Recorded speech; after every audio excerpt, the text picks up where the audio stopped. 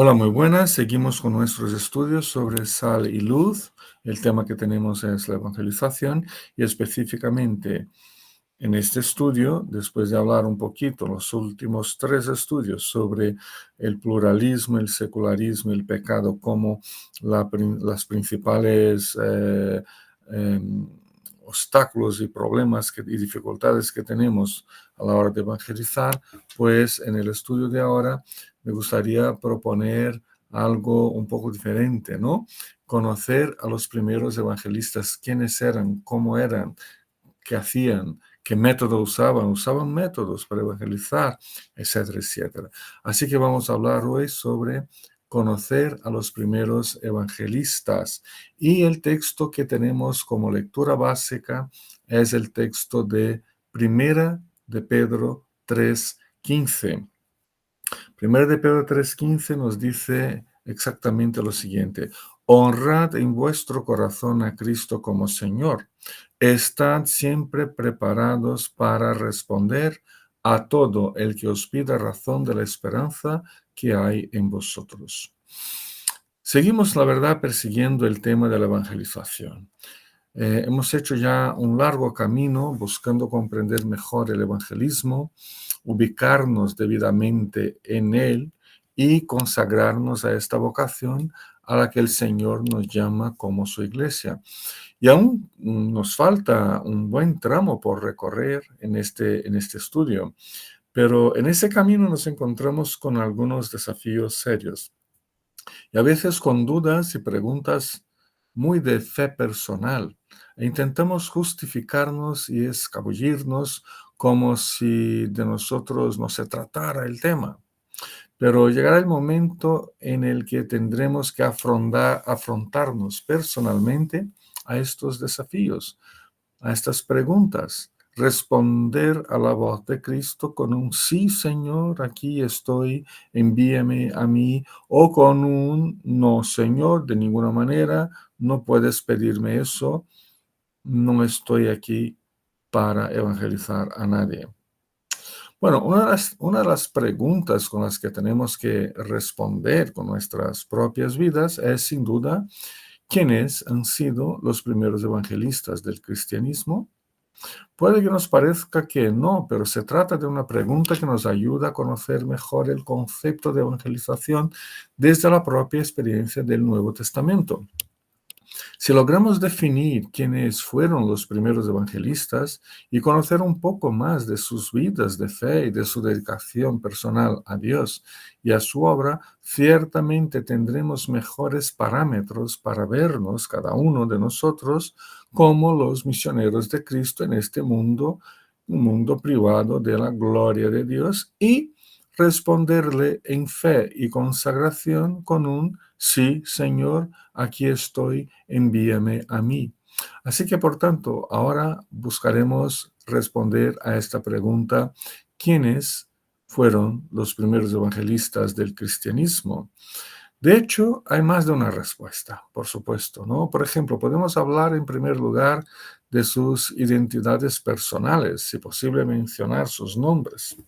Luego podríamos decir algo acerca de la clase de vida que llevaron y aún siendo posible decir algo de cómo fueron sus muertes.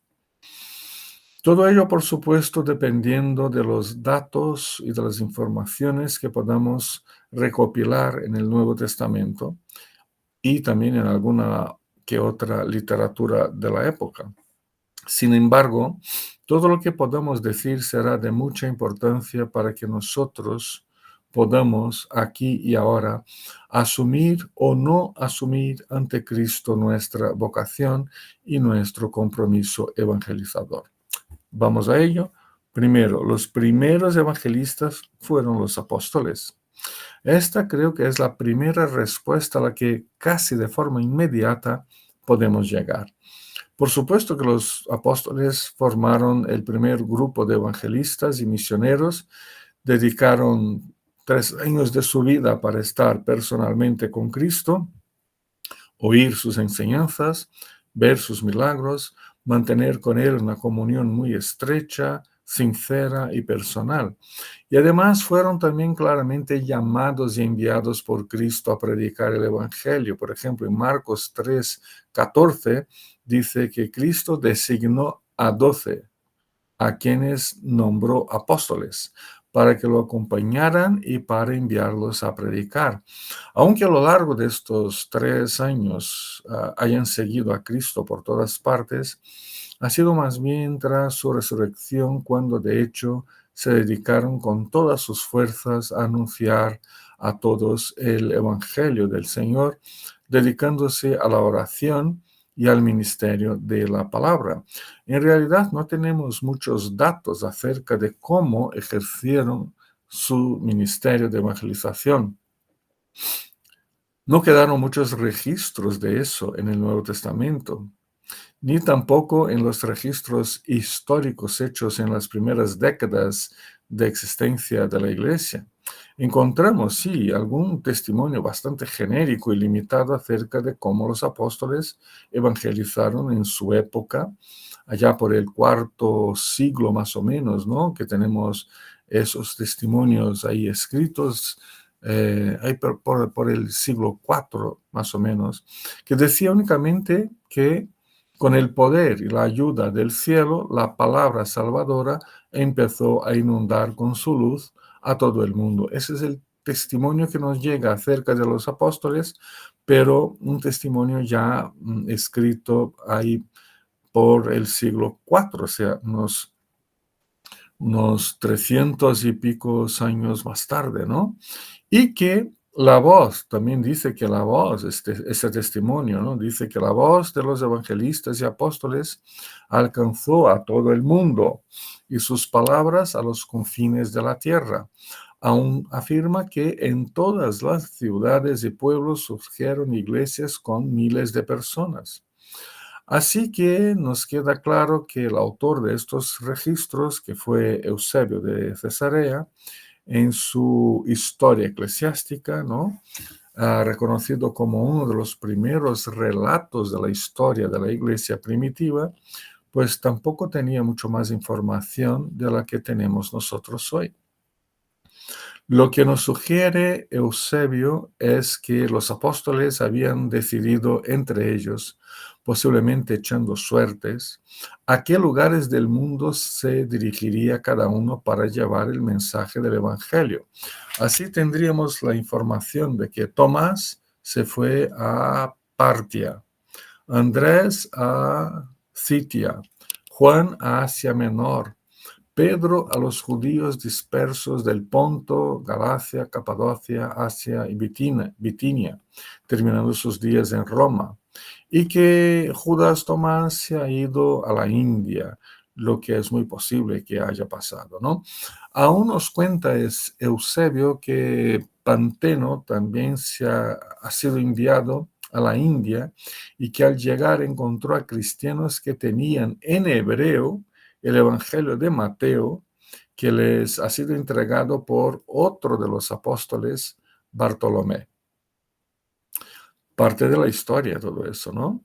Y es muy probable que los apóstoles siguiesen por las rutas comerciales ya establecidas hacia el este, alcanzando a personas, pueblos, ciudades con el mensaje del Evangelio y de la palabra de Dios. Otro autor de antaño, por nombre Justino Mártir, resume en pocas palabras el valor, la dedicación y la consagración de los apóstoles al escribir que 12 hombres salieron de Jerusalén hacia el mundo. Eran iletrados e inhábiles para hablar. Sin embargo, por el poder de Dios proclamaron a todos los pueblos a los que habían sido enviados por Cristo a enseñar a todos la palabra de Dios. Pues en ese sentido, el término apóstol ha sido aplicado en el Nuevo Testamento a los 12, a Pablo y a algunos más que convivieron con Cristo, con el Cristo encarnado, habiendo sido todos comisionados por él a la evangelización y a la misión. Pero además de esto, había también los misioneros viajantes que eran enviados por sus propias iglesias, que los mantenían financieramente, en el ministerio de la evangelización o de la enseñanza de la palabra de Dios. Los vemos mencionados, por ejemplo, por Pablo en 2 Corintios 8:23, cuando dijo: en cuanto a Tito, es mi compañero y colaborador entre vosotros, y en cuanto a los otros hermanos, son enviados de las iglesias, son una honra para Cristo. Y también en Filipenses 2:25, creo que es necesario enviaros de vuelta a Epafrodito, mi hermano, colaborador y compañero de lucha, a quien vosotros habéis enviado para atenderme en mis necesidades. Y estos enviados, ¿no? Este verbo, enviar, esta palabra, es la que se traduce también por apóstol o apóstoles. Este grupo de hermanos en la iglesia del primer siglo se agruparon en como profetas y maestros. Una gran mayoría de ellos tenían un ministerio ambulante, yendo de iglesia a iglesia, enseñando y evangelizando, en contraste con los pastores, ancianos o presbíteros y los diáconos que se quedaban fijos en sus propias iglesias. Muchos hacían de ellos la ocupación de su vida, ¿no? Muchos hacían de la evangelización el trabajo de toda su vida. Se dedicaban integralmente a evangelizar y a enseñar la palabra de Dios, y eran mantenidos por sus iglesias locales. Ese es el primer grupo de evangelistas de la iglesia primitiva, los apóstoles, los enviados. Hay un segundo grupo que me gustaría comentar, que los primeros, sería decir que los primeros evangelistas fueron todos los cristianos. El simple hecho de que no tenemos demasiadas informaciones acerca del ministerio profesional de los apóstoles y maestros de la palabra de Dios en el Nuevo Testamento, ni en la literatura histórica de los primeros siglos, eso ya debería bastarnos como para abrirnos los ojos para la posibilidad concreta de que los primeros evangelistas hayan sido personas comunes, desconocidas, anónimas, y que no dejaron registros de sus ministerios. Estos hermanos y hermanas fueron, objetivamente hablando, los principales instrumentos divinos para la misión y la evangelización en la iglesia de los primeros siglos. Por un lado, no podemos descargar sobre un grupo específico de personas como los apóstoles y los evangelistas y los maestros itinerantes, ¿no? Los principales responsables por la propaganda cristiana en esa época. No podemos descargar esa idea únicamente sobre ellos. Por otro lado, tampoco podemos hesitar en creer que la gran misión del cristianismo en realidad ha sido ejecutada por medio de misioneros y por medio de evangelistas informales, anónimos, gente que iba a trabajar de un lado a otro, gente que se mudaba por temas personales, familiares, profesionales, etcétera, y que mantenía contacto y relación con otras personas y evangelizaban. Debemos reconocer que desde sus orígenes el cristianismo ha sido un movimiento laico, no clerical, y así siguió siendo por muchísimo tiempo. En Hechos capítulo 8 vemos cómo la iglesia en Jerusalén, al ser perseguida, acaba por ver a sus miembros dispersándose por los pueblos de Judea y de Samaria.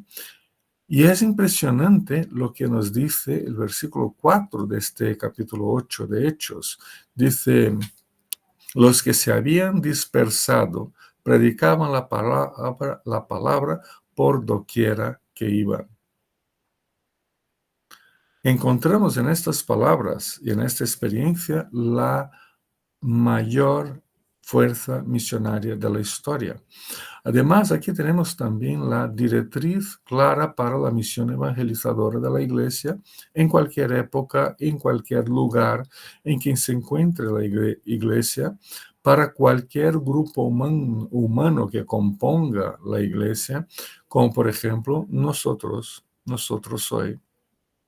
Se trataban ellos de Misioneros anónimos y no profesionales de la misión, personas que habían sido expulsadas de sus casas y ciudades por una persecución que se desató sobre ellas tras el martirio de Esteban, por la fe que profesaban. Y se fueron por ahí buscando una manera de sobrevivir con sus familias y mientras trabajaban, iban evangelizando a toda la gente. Tuvieron que huir, específicamente estos hermanos del pasado, tuvieron que huir de su tierra bajando por la planicie costera de Fenicia. Navegaron hasta Chipre y de ahí llegaron a Antioquía, donde tuvieron que buscar casa, trabajo, aprender un nuevo idioma, nuevas costumbres sociales, hacer nuevos amigos y ubicarse desde cero en una sociedad muy distinta de la de ellos. Y aún así tuvieron tiempo, fuerza, ánimo y ganas de evangelizar. Aún así tuvieron corazón para el evangelismo. Eran evangelistas como cualquiera de los apóstoles. Incluso fueron los que dieron los pasos necesarios para llevar el mensaje del evangelio a los que no eran judíos o que no tenían ningún vínculo con el judaísmo, los gentiles, ¿no? Fueron los que pocos años más tarde impulsaron, bendijeron y financiaron los viajes misioneros de Pablo y Bernabé. Fueron expulsados de su tierra natal, pero hicieron de su nueva tierra una tierra de misión, una tierra de misioneros. Muy posiblemente su anuncio del Evangelio no ha sido nada formal, ni contó con algún formato eclesiástico definido. Más bien, compartieron el Evangelio informalmente con sus nuevos amigos, vecinos y compañeros de trabajo. Lo hicieron mientras estaban juntos haciendo cosas, trabajando en casas, en tabernas, en la calle o en el mercado o en los hospitales. Yo qué sé, por dónde iban, evangelizaban. Anunciaban el evangelio mientras cuidaban a niños, mientras limpiaban casas, vendían o compraban en el mercado, mientras estudiaban, tejían, plantaban, cosechaban, construían, etcétera, y etcétera. Por reconocer en sus vidas la vocación divina y el don del Espíritu Santo, evangelizaban teniendo buena salud o si estaban enfermos, si tuvieran trabajo, si pasaban por una mala racha, si tenían mucha o poca comida en casa, pero siempre con la alegría del Espíritu por poder compartir con todos los demás el bien más preciado de sus vidas, que es la salvación en Cristo. El rol de las mujeres en la evangelización en esa época fue admirable y un ejemplo para nosotros hoy. Se sabe que en las primeras décadas del cristianismo muchas mujeres se convirtieron a Cristo estando ya casadas, siguiendo sus maridos en total increencia o en la religión pagana tradicional. Pues desde las palabras de Pedro, 1 Pedro capítulo 3, versículo 1, leemos: esposas, someteos a vuestros esposos, de modo que si algunos de ellos no creen en la palabra, puedan ser ganados más por vuestro comportamiento que por vuestras palabras. Hasta incluso la literatura cristiana del siglo II, por ejemplo, y las palabras de las mujeres cristianas se presentan como una mejor manera de evangelizar a sus maridos no creyentes. La mejor manera, según la propia literatura del siglo II, es que las mujeres creyentes pues evangelizaran a sus maridos no creyentes. Llegando más o menos al final del siglo II, escribe Tertuliano sobre las angustias sufridas por mujeres creyentes que se convirtieron después de casadas y que sus maridos estaban en contra del cristianismo y suponían que en las reuniones ellas y sus nuevos amigos cristianos conjuraban para envenenarles. Por eso les prohibía de asistir a reuniones cristianas, les prohibía de recibir en casa a sus nuevos amigos y amigas, les prohibía orar en casa, las obligaba a asistir cultos paganos y ofrendar a los dioses paganos y a mantener toda su antigua vida religiosa al día. En su conclusión acerca de ello, nos dice y afirma Tertuliano, ellas se aventuraron a predicar, discutir, exorcizar, maldecir e incluso a bautizar. Enfrentáronse a una dura realidad y son nuestras madres en la fe.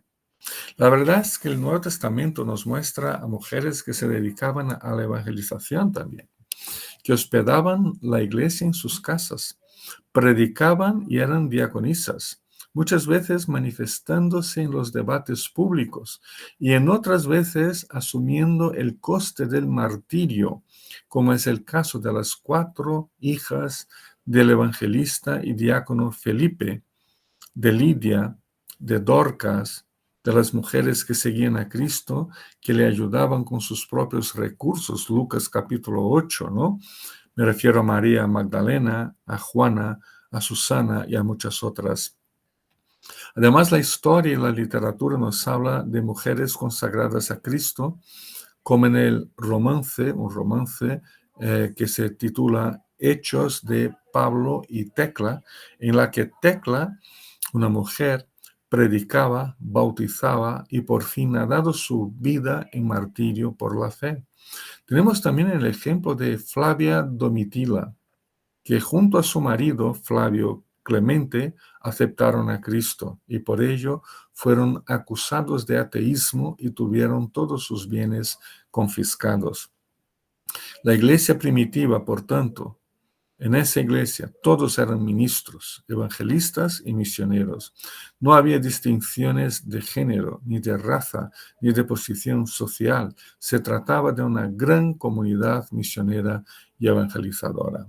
Número 3.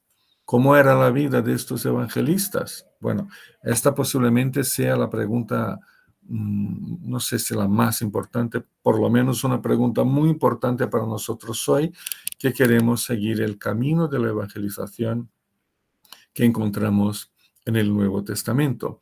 Algunas características que tenían y que pueden inspirarnos podrían ser las siguientes.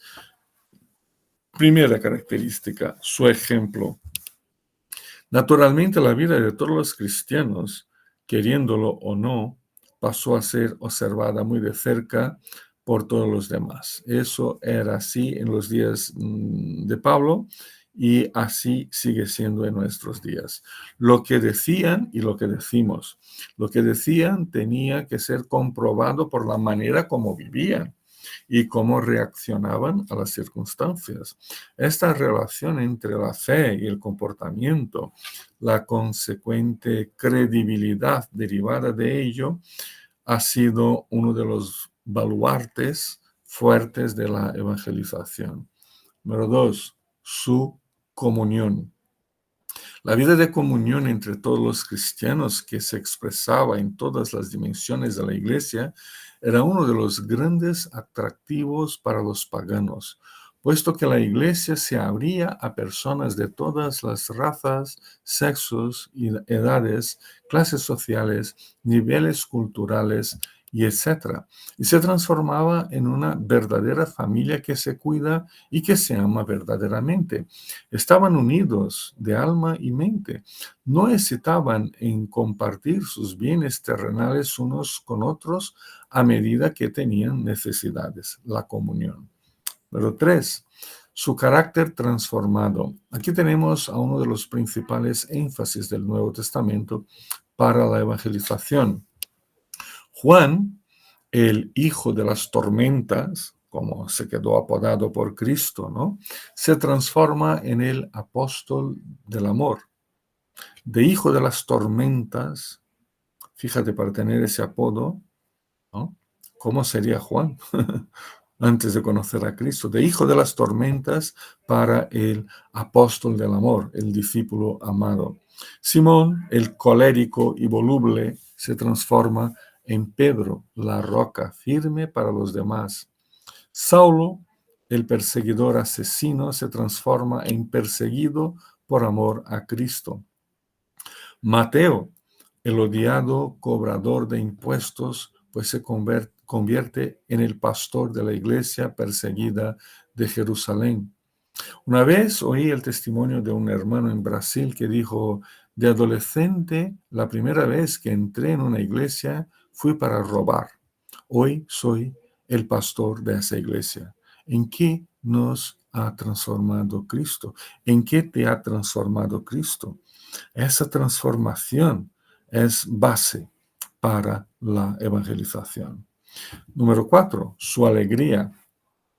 Os he dicho esto para que tengáis mi alegría y vuestra alegría sea completa. Juan capítulo 15, versículo 11. Y luego Juan repite las palabras de Cristo en primera carta, capítulo 1, versículo 4, cuando dijo, os escribimos estas cosas para que nuestra alegría sea completa. El apóstol Pablo igualmente afirma en Filipenses 4:4, alegraos siempre en el Señor, insisto, alegraos. Esa alegría no se expresa únicamente por cánticos de alabanza y por una gran sonrisa en la cara. Dice el autor de Hebreos que debemos mantenernos libres del amor al dinero y contentos con lo que tenemos. Hebreos 13:5. La alegría genuina expresa la gracia genuina de Cristo a otras personas. Número 5 y último, su perseverancia. Escribió Tertuliano allá por fines del siglo II y dijo: cuanto más nos matan, más crecemos, porque la sangre de los cristianos es la semilla del Evangelio. La perseverancia. Perseveramos en el Evangelio de Cristo, tanto en la vida como en la muerte, tanto en la salud como en la enfermedad, tanto en el hambre como en la saciedad, porque la obra de Cristo es irreversible en la vida de su pueblo. Y esta perseverancia en el Evangelio demuestra el revestimiento del poder del Espíritu Santo para que podamos testificar de Cristo en cada situación. Concluimos. Ahora que ya conocemos un poquito más acerca de los primeros evangelistas, de la historia de la iglesia, de nuestra historia, debemos mirar hacia uno mismo, hacia nosotros, cada uno mirándose a su propio interior. Y debemos preguntarnos por los evangelistas de este año, del siglo XXI, ¿no? De 2000 y tanto que vivimos, 2024, que estamos grabando esta clase, ¿no? En los pueblos de la Sierra de Madrid, que es por donde estoy y estamos en nuestra iglesia, por tu pueblo, por tu país, ¿por dónde andarán los evangelistas de nuestra época? ¿Quiénes serán? ¿Qué hicieron los últimos meses durante la pandemia que pasamos hace poco? ¿Qué siguen haciendo entre sus familiares, vecinos, sus compis? ¿Puedo verme como un descendiente espiritual de los primeros evangelistas? Consigo de hecho ver la vocación y la llamada de Cristo en mi vida para compartir el Evangelio con todos los que me rodean. Preguntas que os dejo para nuestra reflexión personal. Que Dios nos bendiga y ya seguimos con nuestros estudios sobre sal y luz, la evangelización. Un fuerte abrazo.